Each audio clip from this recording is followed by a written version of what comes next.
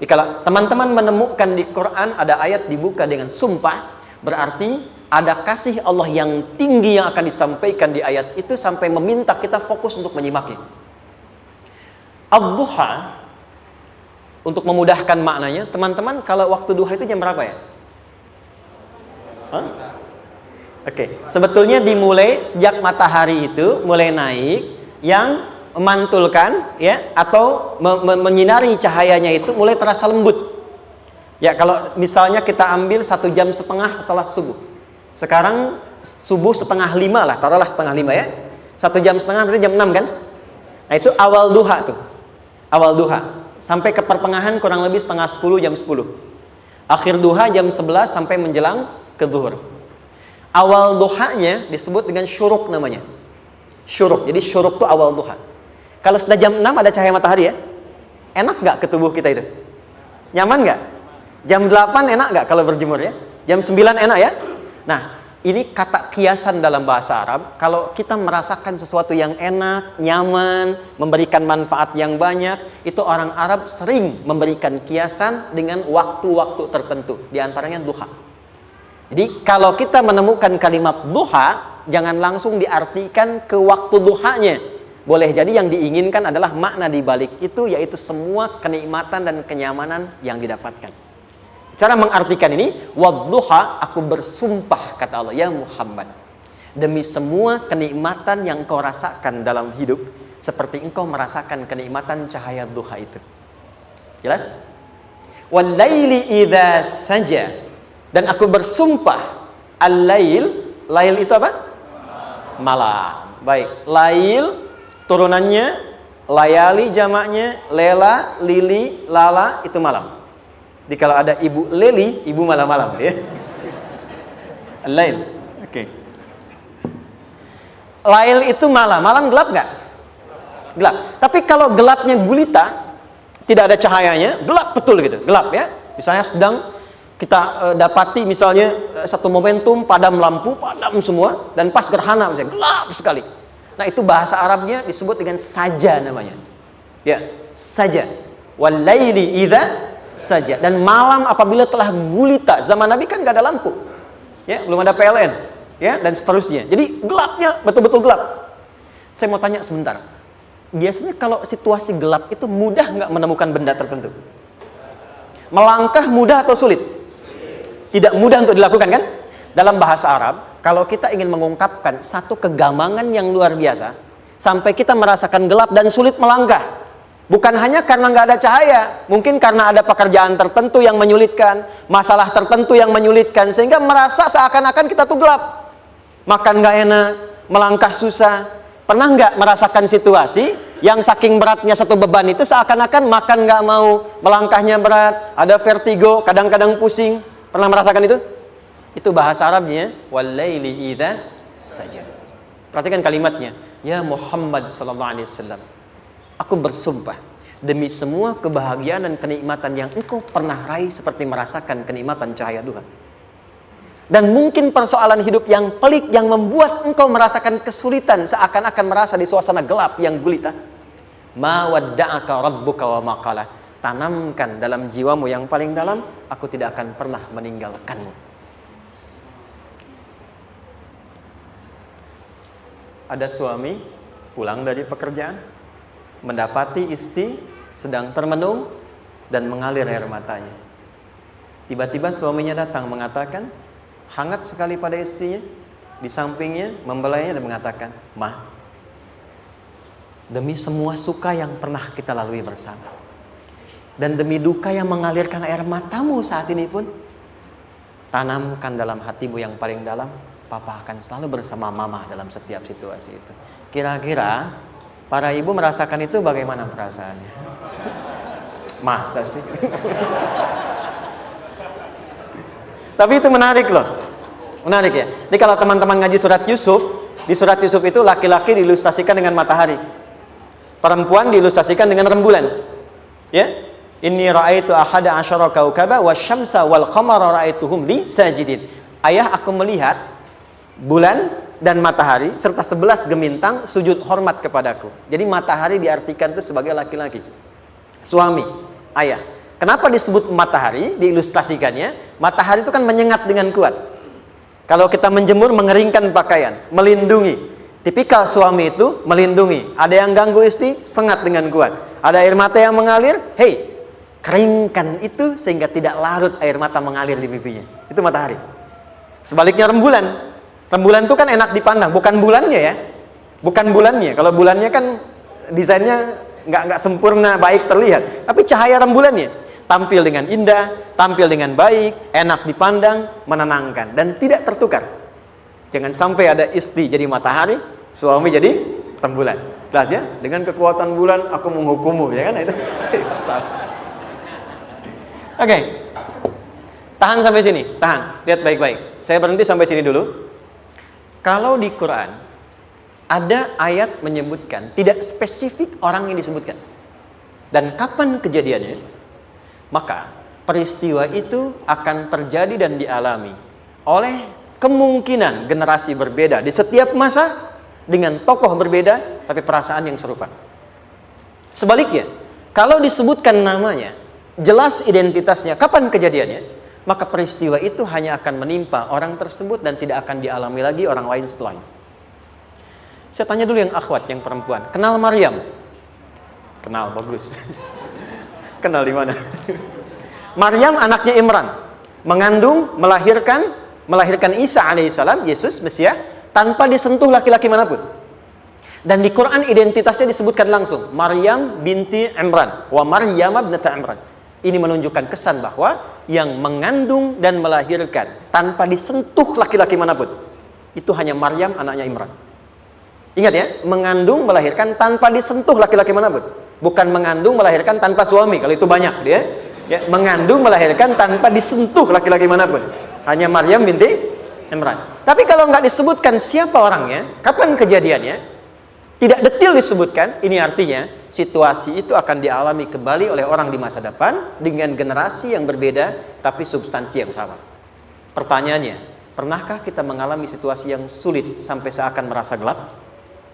Nah, baik, maka adab yang pertama, jika mengalami situasi seberat apapun dalam berkehidupan, maka dekati Allah Subhanahu wa ta'ala. Ini awalnya, dekati Allah.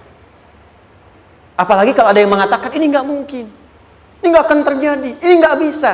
Kalau sudah ada tanda seperti itu tanda langsung dari Allah, supaya Anda diminta langsung mendekat kepada Allah dan tinggalkan semua makhluk. Karena Allah hanya akan mengabulkan langsung kepada Anda tanpa perantara siapapun. Itu yang terjadi pada Nabi Zakaria. Ini nggak mungkin, ini mustahil. Maka beliau langsung memohon kepada Allah dan langsung menyebutkan, ya Allah, saya minta darimu saja, tidak dari yang lain. Maka dikabulkan seketika. Jadi yang pertama, jika punya kesulitan sebesar apapun, seberat apapun, cepat dekati Allah. Maka di situ akan dijawab langsung oleh Allah, ma wadda'aka rabbuka wa ma qala. Hambaku, sepanjang engkau mendekat kepadaku, maka yakinkan dalam dirimu, situasi apapun yang kau rasakan, aku tidak akan pernah meninggalkanmu. Sudah? Satu? Paham sampai sini? Oke. Pelan-pelan ya. Saya belum bicara caranya. Saya baru bicara di awal motivasinya. Dekati Allah dulu, nanti caranya didetilkan di surah Al-Insyirah. Teruskan. Ma wadda'aka rabbuka wa ma qala. Walal akhiratu khairul laka minal. Perhatikan. Hei, seberat-berat bebanmu saat ini, ingat, satu saat akan tuntas. Dan ini pun ujian. Kalau sudah meninggal, gak ada ujian lagi. Dan nanti kehidupan yang sekarang, apapun yang kau pertentangkan, perdebatkan, perselisihkan, itu semua akan ditinggalkan. Jadi ternyata Allah mengungkap hakikat kehidupan dunia. Apapun yang diperselisihkan, tuh unik ya. Orang berselisih pada yang akan ditinggalkan. Aneh nggak? Ada orang berebut makanan, ya kan? Rebutan sampai berkelahi dan sebagainya. Pada akhirnya, makanan yang diperebutkan itu pun akan ditinggalkan. Yang ini meninggal, itu meninggal. Jadi memperebutkan sesuatu yang pada akhirnya akan berakhir. Kata Allah, Allah sampaikan, jika Anda mengalami situasi, sesuatu yang mungkin membuat berat, tanamkan pada jiwa kita, hei, yang aku kejar-kejar ini, boleh jadi aku akan tinggalkan juga. Kenapa aku harus menangisi dan larut pada sesuatu yang tidak abadi? Maka Allah hibur kita dengan mengatakan, kamu tenangkan diri dulu. Semua yang kamu pikirkan sampai membuat kamu berat begini, pada akhirnya kamu tinggalkan, dan yang abadi itu akhirat. Walal akhiratu khairul laka minal ula. Dua, pelan-pelan sikapi setiap masalah dengan proporsional. Jangan terlalu larut dalam sesuatu. Dapat job satu, pengen, dah siap, kontraknya besar, tiba-tiba hilang. Dipikirin, Anda mikirkan itu pun gak akan balik.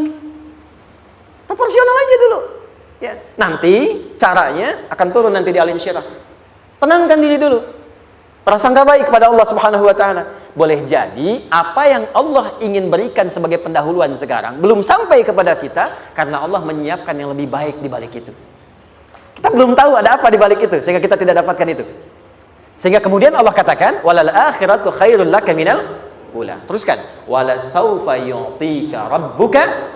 Pelan-pelan, orang yang punya sikap seperti ini itu cenderung lebih dekat mendapatkan ridha Allah dibandingkan dengan orang-orang yang larut dalam kesulitan. Orang yang move on dengan setiap persoalan dalam kehidupan, cepat berpikir secara proporsional, tidak menggantungkan hidupnya pada persoalan tertentu sehingga membuat dia menjadi beban, itu lebih mendekatkan dirinya kepada ridha Allah dibandingkan dengan orang yang meratapi persoalan hidupnya. Ya. Pelan-pelan. Jadi spiritnya, kalau punya masalah apapun, jangan dilarutin terus. Gak usah diratapi, cepat move on. Berpikir lagi, rencanakan lagi. Nanti, detailnya ada di Al Insyirah. Tapi poin besarnya, janji Allah mengatakan, kalau Anda bisa move on, proporsional, maka yang dijanjikan oleh Allah, di situ Allah percepat datangnya ridha Allah Subhanahu wa taala. Kalau ridha Allah sudah datang, maka akan dua yang diberikan. Pertama kali, ketenangan di dalam jiwa, dan yang kedua, kemampuan untuk berikhtiar lebih baik mencapai apa yang diinginkan. Satu, kalau ridha Allah sudah diberikan pada seorang hamba, yang pertama diberikan ketenangan dalam jiwa. Bukan dunianya dulu. Bukan apa yang Anda ingin harapkan dulu.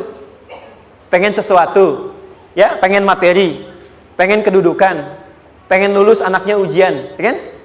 Tiba-tiba terjadi sesuatu, diratapin, alih-alih meratap, alih-alih membuat status, alih-alih menyulitkan diri, kata Allah, terima dulu proporsional. Setelah itu dekatkan diri kepada Allah, turun ridha Allah, begitu turun yang pertama diberikan ketenangan kepada hati. Tenang dulu. Kalau sudah tenang, nanti dibimbing menyelesaikan apa yang sedang dihadapi itu. Itu poin yang ketiga. Pelan-pelan. 4. Kita masuk ke detail sekarang. Perhatikan baik-baik. Ini yang paling menarik. Alam yajidka yatiman fa'awa. Muhammad SAW, bukankah dulu engkau yatim? Punya banyak masalah? Aku selesaikan juga. Ayahmu meninggal sebelum lahir, ada ibu. Ibu meninggal, ada kakek. Kakek meninggal, ada paman. Ya kan? Ada teman yang menemani Sayyidah Khadijah, teman yang setia, semua kebutuhan tersedia. Artinya Pak, perhatikan baik-baik. Kalau Anda punya masalah sekarang, jangan sampai melupakan yang dulu-dulu pun pernah tuntas Allah selesaikan. Jadi kalau sekarang sedang punya persoalan, jangan sampai satu masalah ini membuat Anda kehilangan harapan dan kehidupan. Sementara Anda sadar, dulu pun banyak masalah kok selesai juga. Kenapa dengan yang satu ini kita harus jatuh? Sekarang usia berapa? 20, 30, 40, 50. Sekarang usia 50 tahun, ada masalah, baru 5 menit datang sudah merasa jatuh.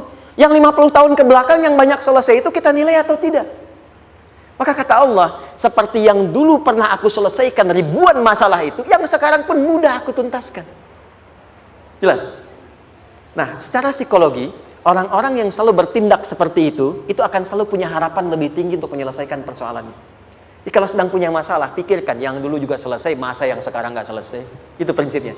Secara psikologis demikian. Jelas ya? Oke. Wa wajadaka dhallan fahada. Muhammad, dulu engkau pernah mengalami melihat masyarakat banyak berbuat yang tidak baik, aku berikan petunjuk. Kuncinya fahada di situ. Orang yang punya motivasi kuat dan keyakinan untuk bisa menyelesaikan persoalannya, maka dia akan lebih cepat mendapatkan petunjuk Allah untuk mendapatkan solusi terbaik. Ada sini. Saya agak cepat ya, mohon izin. Wa wajadaka 'ailan fa'aghna. Bahkan, maaf, bukan sekedar selesai, kalau perlu saya bikin kaya, kata Allah. Aghna itu kalau ilmunya luas. Kalau harta, hartanya banyak. Kalau kedudukan, kedudukannya tinggi. Hei, engkau yang sedang mengejar kedudukan, aku tahan sebentar karena ada yang nggak bagus untukmu di sini. Tapi kalau kamu terima, aku angkat itu lebih daripada apa yang kamu harapkan. Kamu pengennya bintang 2, aku naikkan sampai bintang 4. Kalau perlu 5 sekalian. Hei, kamu yang ingin kampus di sini, aku tahan. Bahasa kamu nggak lulus, kamu nangis, kamu mengadu, kamu datang pada orang tuamu. Orang tua mulai protes, mulai curhat, macam-macam. Terima dulu. Mungkin di sini ada yang tidak baik, seperti doa ibumu yang sering memohon, ya Allah, jangan sampai anakku berbuat yang salah. Jangan sampai terjebak narkoba. Jangan sampai terbawa tawuran. Di sini ada yang kurang tepat untukmu. Kalau kamu ridha, kamu terima, kamu proporsional, bahkan aku pindahkan ke kampus yang lebih baik yang tidak kamu bayangkan sebelumnya. Di orang-orang yang selalu menerima apa yang Allah ujikan dan ridha dengan itu, maka Allah akan angkat derajatnya bahkan melebihi ekspektasi dirinya. Paham? Kalau sudah seperti itu, maka lihat ujung ayatnya. Lihat ujung ayatnya. Fa'ammal yatima fala taqhar. Hei, maka jangan pelit berbagi kepada orang lain. Share. Kalau sudah sukses, share. Berbagi, bukan hanya materi, bagi ilmunya, ya, bagi kebahagiaannya. Wa ammas sa'ila fala tanhar. Jangan sampai nunggu orang minta. Kalau lihat ada kawan yang butuh, sekarang Anda sukses. Tapi boleh jadi kesuksesan Anda itu tangganya dari teman-teman Anda. Kalau sudah teraih ke atas, lihat lagi anak tangganya ke bawah. Ajak teman, jangan ditunggu minta. Ajak, bawa dia, berikan peluang.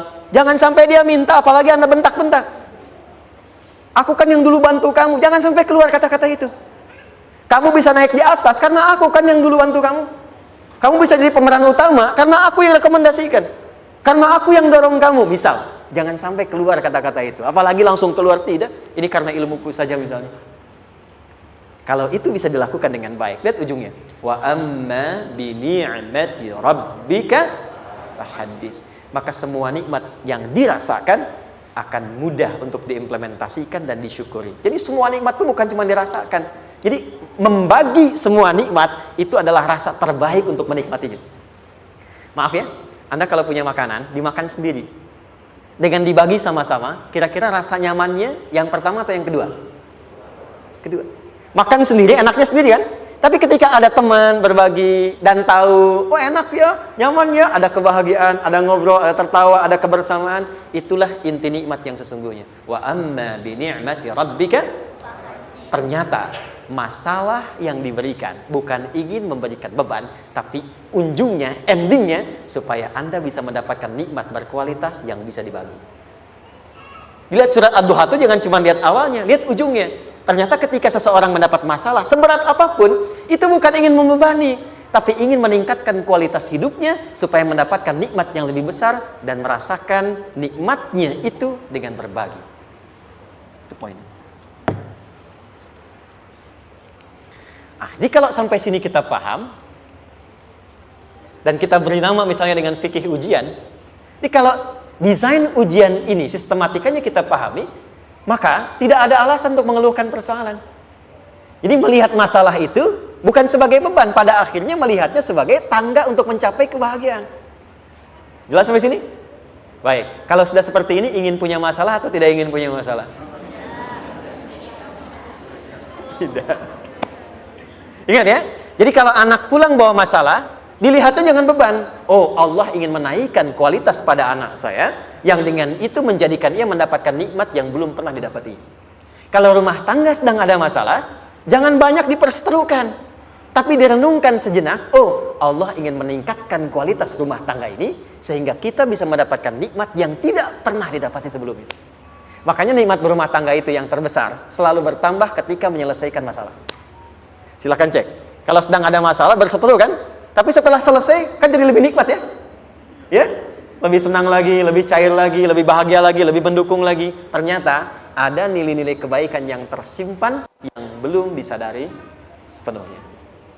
Pertanyaannya, kadang-kadang mudah diucapkan, tapi tidak mudah mempraktekkan. Bagaimana itu semua bisa ditempuh dengan baik sehingga ketika mengalaminya kita bisa tenang menghadapinya. Maka turunlah surah Al-Insyirah. Saya cepat.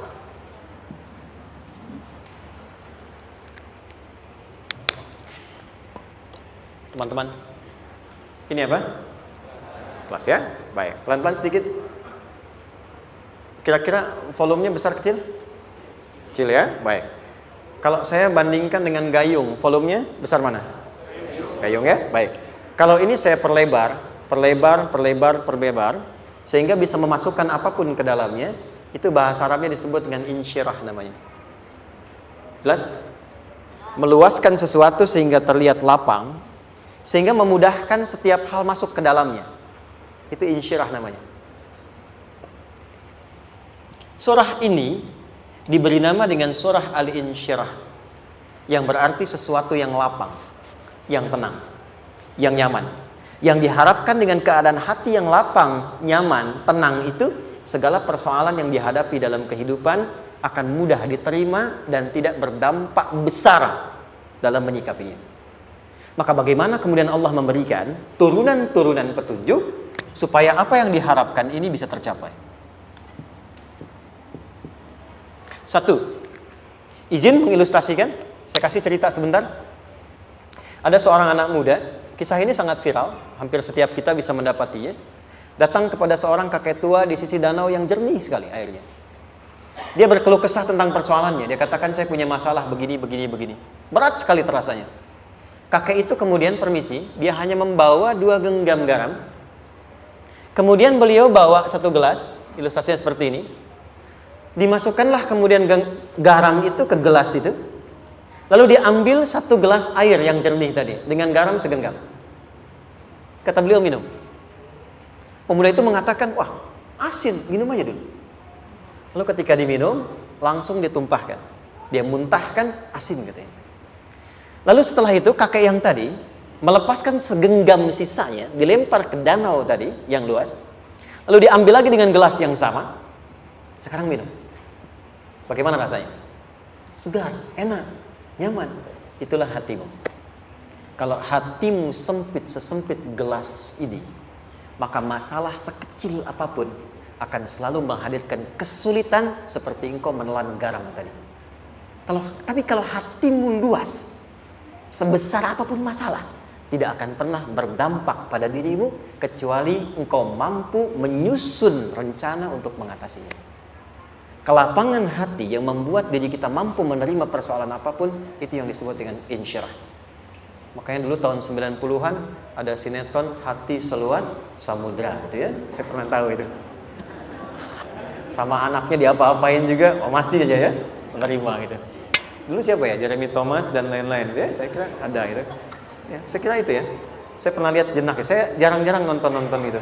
Pernah lihat aja. Saya senang riset. Jadi kalau riset itu ada riset dakwah, ada riset materi. Saya teman-teman yang musik gitu ya. Saya tidak terlalu dekat dengan musik karena saya di Quran gitu. Tapi untuk mengetahui hukum musik itu bagaimana, saya riset. Sampai ke notasi saya tahu. C D F G A B C D F G D F G A B C D A B C D F G A F G A B C D E B C D E F G A B C D A gitu kan ya? Ya, tapi kalau diminta piano, gitar, ini saya nggak bisa. Ya, tapi untuk menentukan hukum, nah kita bisa paham gitu. Misalnya boleh nggak baca Quran pakai langgam Jawa gitu kan? Nah hukumnya apa? Nanti dari teori itu muncul. Ya, paham ya? Nah, oke, balik sini. Perhatikan baik-baik. 1, saya agak cepat. Ini ditafsir langsung turun Al-Insyirah. Yang pertama, alam nashrah laka sadrak wa wada'na anka wizrak alladhi anqadha dhahrak. Tahan sampai sini dulu, 3 ayat. Saya mulai dari ayat kedua dan ketiga. Perhatikan baik-baik. Wa wada'na anka wizrak alladhi anqadha dhahrak. Artinya apa? Artinya satu beban yang diletakkan di pundak yang berpengaruh kepada semua bagian tubuh. Kita pernah melakukan atau melihat yang angkat beban ya? Beban kan semakin berat diangkat, semakin terasa ke bagian-bagian tubuh ya, ke semuanya. Nah, itu namanya wizrak alladzi anqadha dhahrak. Beban yang dipikul yang berat sekali sampai semua merasa. Makanya jadi satu ungkapan dengan mengatakan dia sedang memikul beban yang sangat berat. Sampai kepalanya pusing, tidur nggak nyaman, miring kanan, miring kiri. Itu namanya ya alladzi anqadha dhahrak. 1. Saya percepat, akan ada satu masa dalam hidup setiap hamba merasakan satu persoalan yang seakan-akan beban berat yang dipikul sampai merasa kesulitan dari ujung kepala sampai ujung kaki. Siapapun itu. Jujur ya, setiap kita tanyakan pada diri sendiri. Setiap kita yang ada di sini, saya yakin pasti pernah atau bahkan akan mengalami satu peristiwa yang merasakan beban berat sampai seakan-akan ujung kepala sampai ujung kaki merasakan sakitnya. Ada yang sudah mengalami atau bahkan nanti akan ada yang melalui. Perhatikan baik-baik. Teruskan ayatnya. Wa rafa'na laka. Perhatikan. Kalau ada yang sedang merasakan itu, yakinlah kata Allah, pada saat itu sesungguhnya Allah sedang mengangkat derajatnya dan meningkatkan kualitas hidupnya untuk mencapai sesuatu yang istimewa yang belum pernah diraihnya. Dari sini kita buat persamaan. Ujian. Perhatikan. Berbanding lurus dengan harapan. Banding lurus dengan solusi nanti pada akhirnya. Fokus. Lulus di sini, insya Allah setiap persoalan akan lebih mudah untuk diatasi. Ujian, seberat apapun yang sedang kita alami, tidak akan pernah diberikan kepada kita oleh Allah, kecuali ternyata hikmahnya untuk mengabulkan harapan-harapan besar yang sebetulnya kita mintakan. Jujur ya, setiap kita kan sering punya permohonan ya, sering berdoa ya, ya Allah minta ini, minta itu, minta ini, minta itu, gitu kan? Nah, cara Allah mengabulkan harapan kita itu, yang pertama, jalurnya lewat ujian. Karena semua kesuksesan itu, desain dasarnya adalah melewati ujian. Coba, anak-anak kita yang sedang sekolah itu, apa mungkin diwisuda dengan penuh kebahagiaan kalau nggak mengalami ujian? Lewat ujian dulu kan? Dia belajar dulu, ujian dulu, ngatasin soal dulu, lulus, baru wisuda. Apakah mungkin akan dapat IPK 4 yang diharapkan kalau tidak mengalami ujian? Belajar dulu, ya kan? Ada waktu, sempat dia bangun malam, siang, dan seterusnya, belajar, keringat, dan sebagainya, baru bahagia kan? Dan ternyata belajar itu untuk diwisuda. Sebab kalau kita tidak belajar, mustahil dapat wisuda. Kalau tidak lewat ujian, mustahil dapat ijazah. Karena ternyata harapan itu, hukum dasarnya dalam berkehidupan, bisa diraih dengan melewati ujian. Ini poinnya. Jadi mohon, kalau sedang mengalami sebuah peristiwa, dan kita harus menghadapi itu, coba renungkan. Sebetulnya pernah berdoa apa sampai kita mengalami itu, sehingga dengan jalan itulah sebetulnya Allah ingin mengabulkan harapan yang dulu pernah kita mintakan. Jelas? Oke, satu. Yuk turunkan rumus ya pelan-pelan. Quran surah kedua ayat 286. Ini kesini dulu baru nanti kita balik lagi. 2 Al-Baqarah ayat 286. La yukallifullahu nafsan illa usaha. Tahan sampai sini. Lihat baik-baik. Hukum yang pertama. Hukum pertama. Allah tidak mungkin menguji seorang hamba di luar batas kemampuannya. Di kaidah yang pertama tadi, kalau kita sedang diuji, sebetulnya ada harapan dan doa yang pernah kita mohonkan dan Allah ingin mengabulkan itu, jalan pertama adalah ujian. Tapi adilnya Allah tidak akan pernah kita diuji kecuali sesuai dengan kemampuan kita. Jadi kalau nggak mampu, nggak mungkin diberikan ujian. Ingat ya, kalau tidak mampu, tidak mungkin diberikan ujian. Artinya harapan yang kita mohonkan pun akan sesuai dengan kemampuan kita. Jadi kalau kita minta sesuatu nggak mungkin bisa menggunakannya, nggak akan dikasih. Nah, balik ke sini untuk memberikan ketenangan kepada hati kita. Kalau sedang menerima persoalan, setelah kita mengatakan, oh ini mungkin ada harapan yang ingin saya dapatkan, jalannya lewat sini. Untuk memberikan ketenangan kepada hati, begitu persoalannya tiba, langsung katakan pada diri kita, saya pasti bisa menjalaninya. Mustahil saya diuji kalau nggak mampu menjalaninya. Itu bahasa singkatnya. Ingat ya, kalau ingin mudah menyelesaikan persoalan, kata Quran, setiap ada ujian, langsung katakan pada hati kita, insya Allah bisa.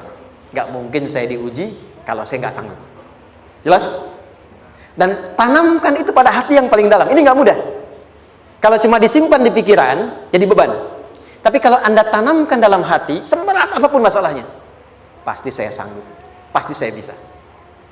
Pernah lihat dulu ada acara 90-an Benteng Hattori? Oke? Benteng Takeshi ya? Takeshi ya, gitu kan artinya kan bisa jawab ya. Kita tahu Ninja Hattori mendaki gunung lewati lembah ya tahu ya.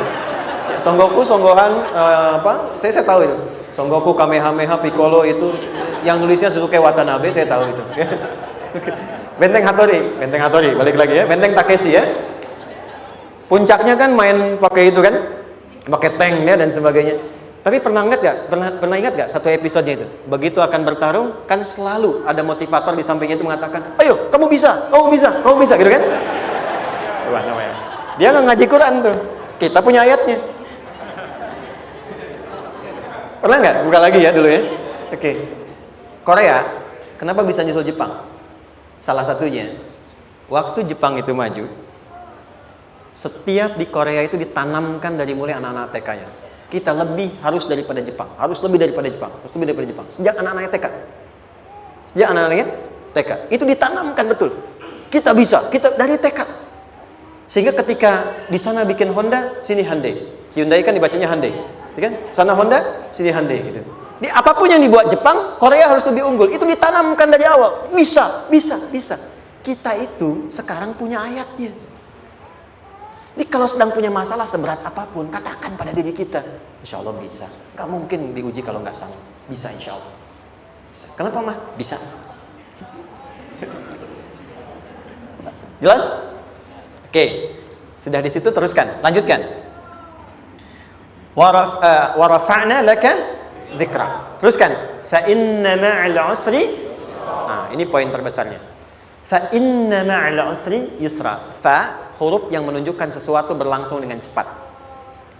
Inna di ilmu nahwunya berbunyi begini, di gramatikal bahasa Arab.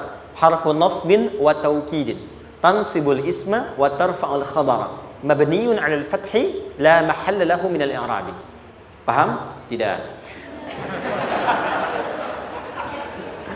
Inna huruf yang digunakan untuk menguatkan informasi agar ditancapkan ke dalam hati sekuat-kuatnya dan jangan pernah ragu.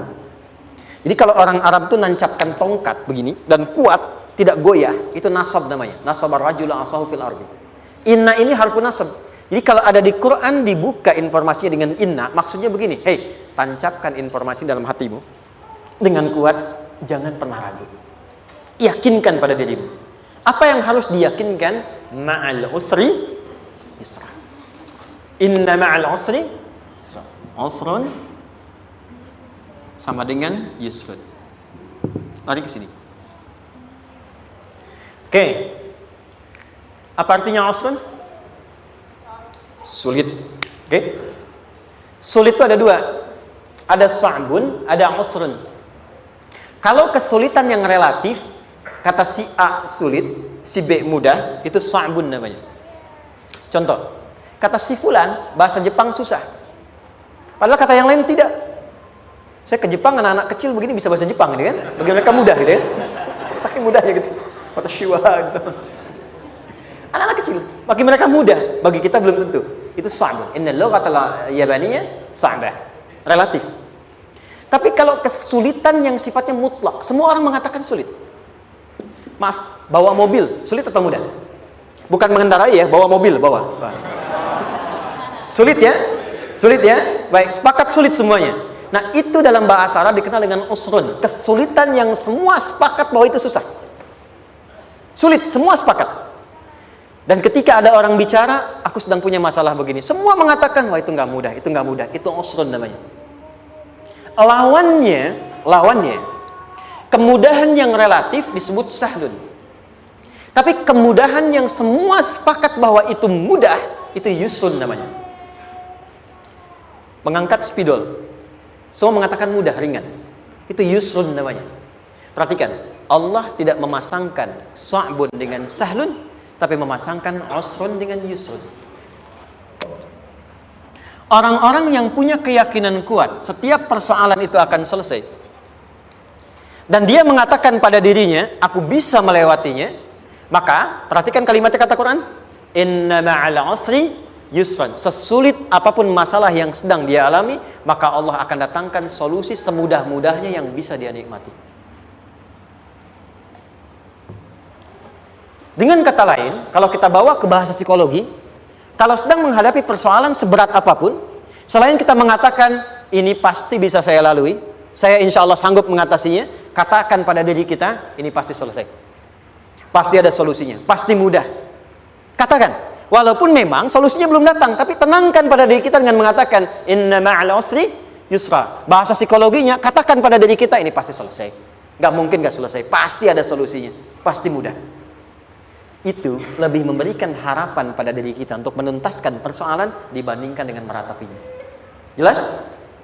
Teruskan, fa inna ma'al usri. Kalau masih ragu kata Allah, katakan lagi sekali lagi, sampai hati kita merasa nyaman. Jadi kalau sedang punya persoalan seberat apapun, tanamkan pada diri kita, pasti selesai. Belum nampak, insya Allah pasti selesai. Gak mungkin diuji kalau gak ada solusi. Itu lebih memberikan harapan. Setelah itu, fa'idha faraghta, mitigasi masalahnya, mitigasi persoalannya. Tuliskan, ini masalahnya apa? Rumah tangga. Apa saja misalnya, dia ada suami, ada istri, ada anak-anak. Masalah ada di mana? Kadang-kadang menangnya jadi kusut karena satu-satu nggak segera diselesaikan.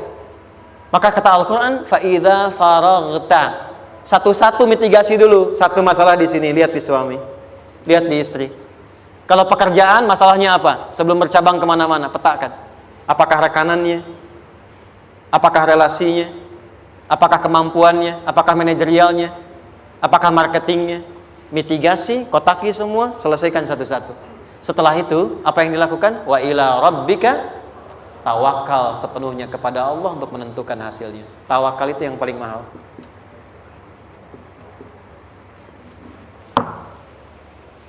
Anda kalau nggak punya kepasrahan, stres.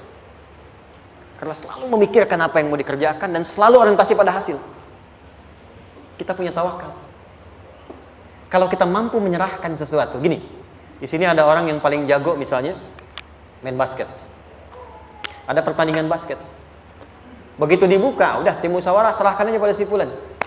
Kan? Dia yang paling jago, dia. Bukankah dengan menyerahkan itu bukan hanya kita berikan sebuah tugas, ya kan?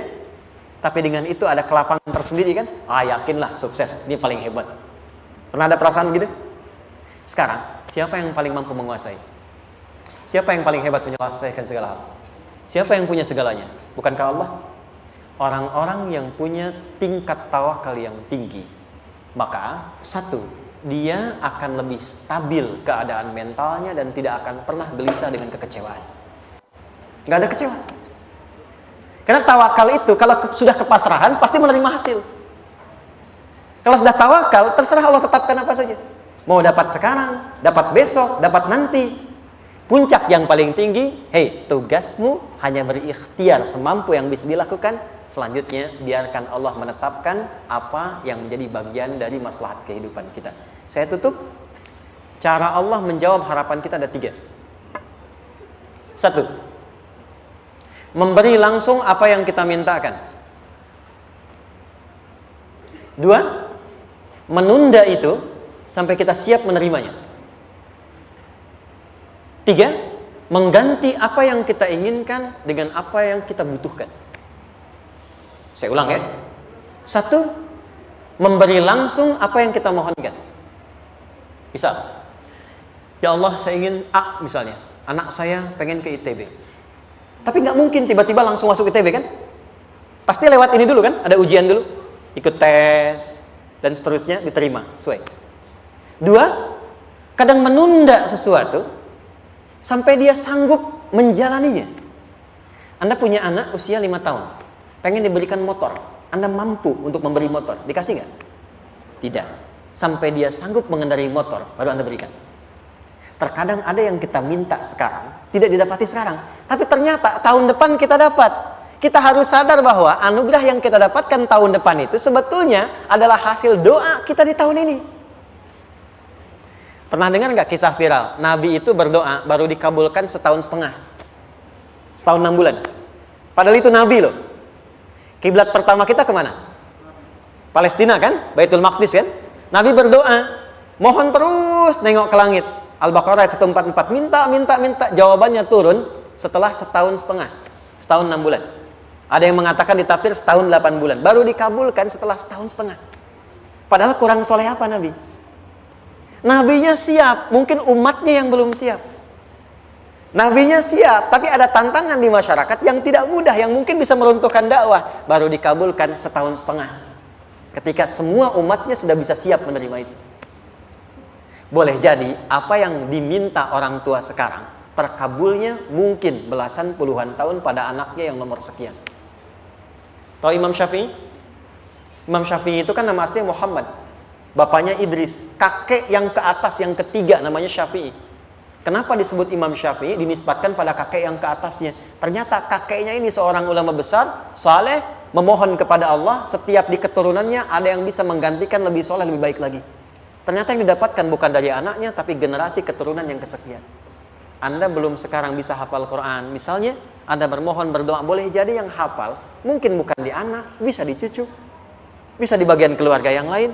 Maka, terkadang tawakal itu tidak hanya memberikan hasil yang cepat, tapi memberikan keindahan yang terasa tertunda, tapi melengkapi kebahagiaan yang dirasakan. Penutupnya, boleh jadi minta ke ITB, diterimanya di Unpad. Minta motor, dapatnya mobil. Kalau itu senang, luar biasa. Minta mobil, dapatnya motor, gitu kan? Ternyata, kadang-kadang di sini yang terakhir, saya tutup, Allah mengabulkan apa yang kita butuhkan, bukan apa yang kita inginkan. Anak Anda sakit, dibawa ke dokter. Kata dokter, jangan dulu makan jeruk. Maka Anda pulang, dia minta jeruk. Anda berikan apel. Saya nggak mau apel, mah. Saya pengennya jeruk. Nggak apa-apa, nah. Ini apel rasa jeruk, misalnya kan. Anda berikan. Ternyata apa? Bukan ingin menyakiti dan tidak mengabulkan keinginan anak, tapi lebih memberikan apa yang dia butuh. Kadang-kadang maaf ya, teman-teman mintanya proyek A, udah capek, di situ nggak dapat. Dapatnya di yang lain. Teman-teman, itu Allah berikan sebetulnya hasil ikhtiar Anda yang sebelumnya. Cuma dikasih yang lebih baik yang tidak Anda pernah bayangkan maslahat.